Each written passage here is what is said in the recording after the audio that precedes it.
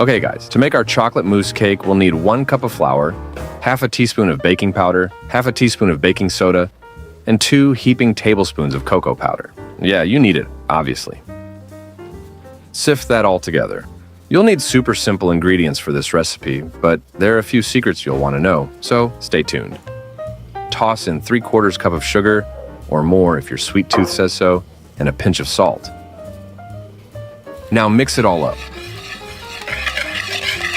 Just get everything combined, nice and even. In a separate bowl, crack in 1 large egg. Whisk it up for a couple of seconds.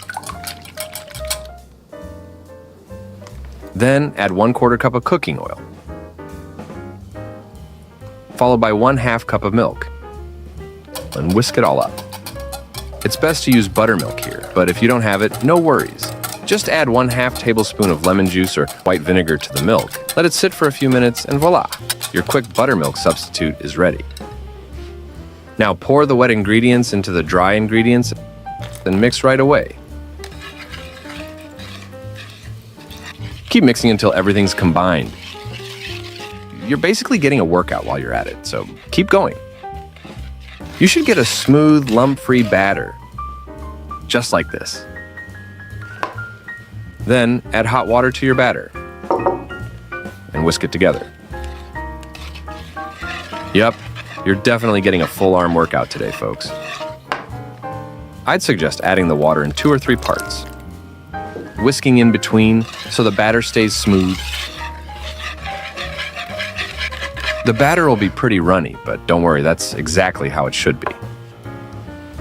Generously grease the sides of an 8-inch springform pan with a little butter. Here's a neat little trick. Take a sheet of parchment paper and fold it in half. Then fold it in half again. Next, fold it diagonally. And then fold it diagonally once more. You'll end up with a triangle like this. Place the tip over the center of the pan to figure out the size you need, then cut slightly beyond the radius. Unfold the triangle, and there you have it. A perfect circle. Now snap the springform pan over it. The paper's bigger than the pan to keep our liquid batter from spilling out, and it makes removing the base later much easier.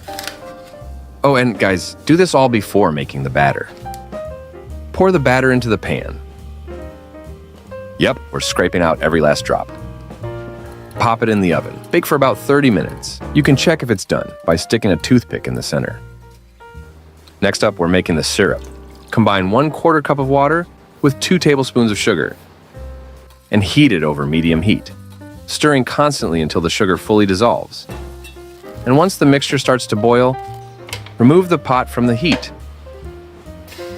Add a teaspoon of coffee and let it steep for a little bit.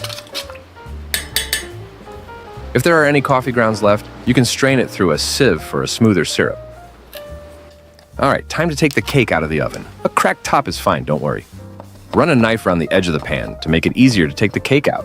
But make sure to wait at least 10 minutes for the cake to cool before doing this. Trim the top to make it even. If you don't have fancy tools, just use a serrated knife and thread to remove the top easily. But this step is totally optional.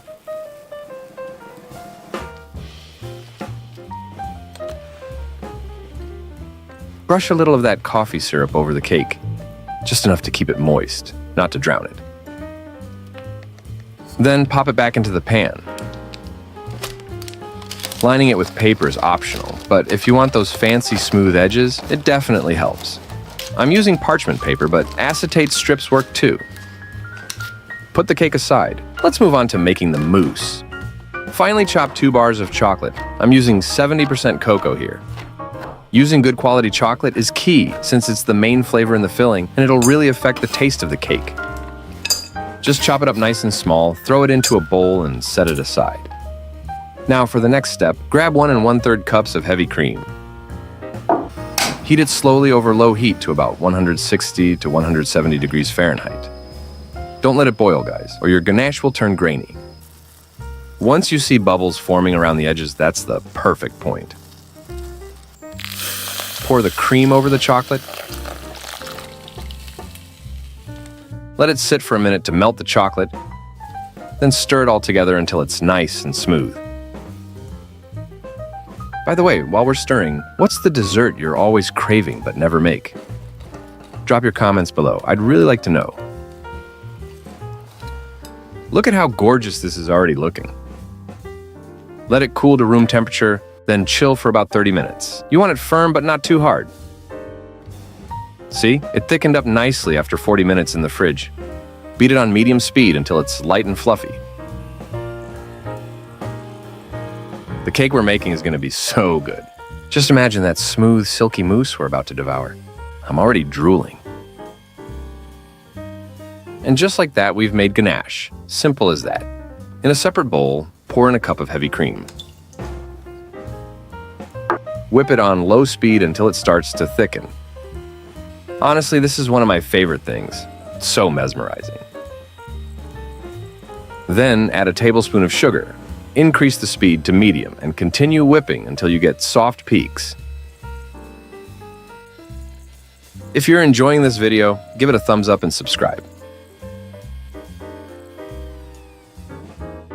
Oh, just look at that. Fluffy soft peaks like a cloud in a bowl.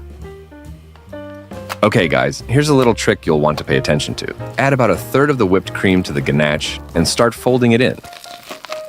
As I folded it with the spatula, I realized the ganache had thickened a bit. So if that happens, beat the whipped cream and ganache mixture on low speed for a bit. But keep in mind, only use the mixer while working with this part of the cream. Once all the cream is in, don't do that, otherwise you won't get the right texture. Gently fold in the rest of the cream with slow upward motions.